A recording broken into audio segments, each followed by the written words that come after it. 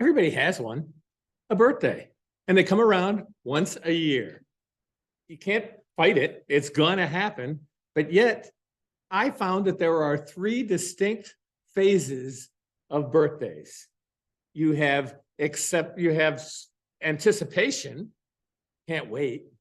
You have acceptance, but that doesn't come until after denial, because a lot of people have to get through that denial before they can get to that acceptance. So I'm going to talk a little bit about birthdays because I got one coming up. And I'm not going to tell you what level I'm at until the very end. So I guess you get to anticipate.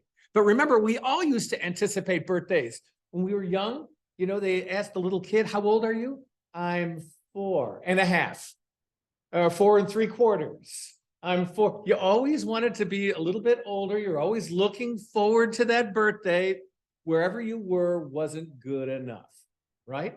But now when you think about it, back when you were kids, didn't you look forward to certain birthdays? I know little Jewish girls were looking forward to their 12th birthday. They were going to get bat mitzvah. And the boys, 13 years old, they were going to get their bar mitzvah. This was something that you look forward to.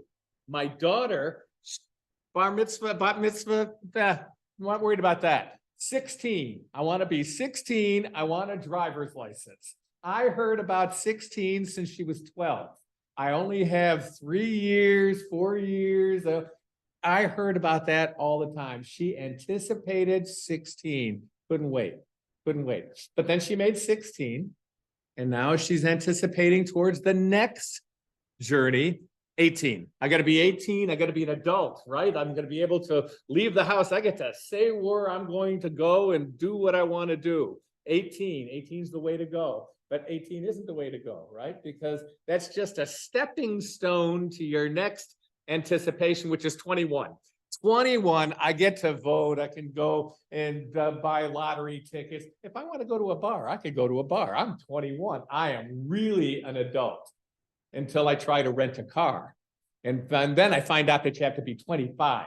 If you're 25, you can rent a car. Now you're really an adult. Can't be a president, but I don't think people aspire necessarily to be president, but they still try for 25.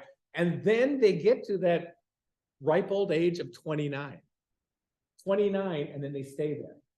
My mom was 29 for decades. She wouldn't move from that shit. She entered the denial stage, went from acceptance right into denial. People lie about their age. At 29, she's going to stop. She's going to lie about her age. She doesn't want to get any. What do you mean you don't want to get any older? The alternative is not so great, okay? You have to get older, which means you have to put on years. I saw a woman actress who I thought looked really nice, and she was on a talk show. I can't remember her name, but they asked her, how old are you? She says, I'm 75.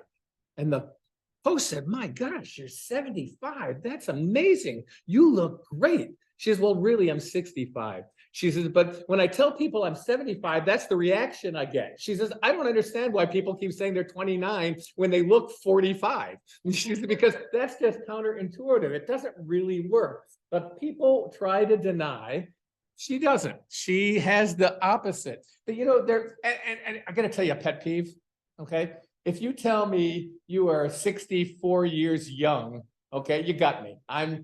You're not 64 years young. We're not counting backwards. This isn't some kind of a game. You're getting older.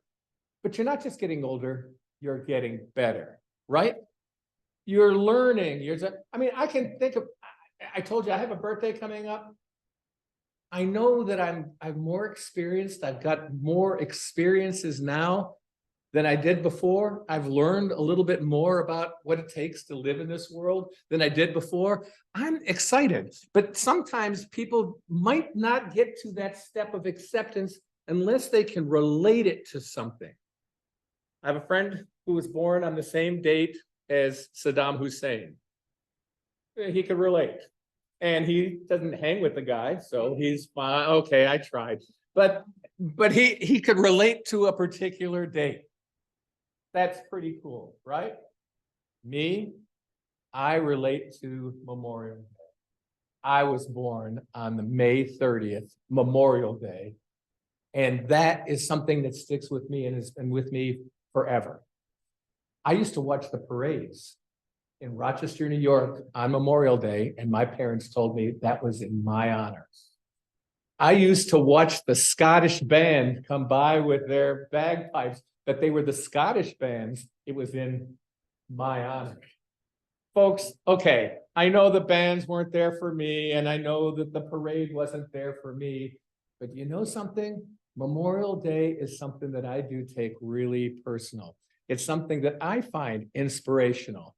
I know that I am here today, and all the freedoms that I experience today are because of the people who sacrificed for our country.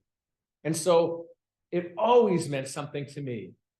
Some people, Memorial Day is just a white sale, a mattress sale, a car sale, a barbecue. But to me, it's what got me here. It's something I get to celebrate every year, and it's something that I look forward to every year. And I'm inspired, and I hope you are too, because we all have a birthday, and they come around every year. Get past the anticipation, get past the denial, accept who you are. It's important, and you have everything to be proud for and of. Madam Toastmaster.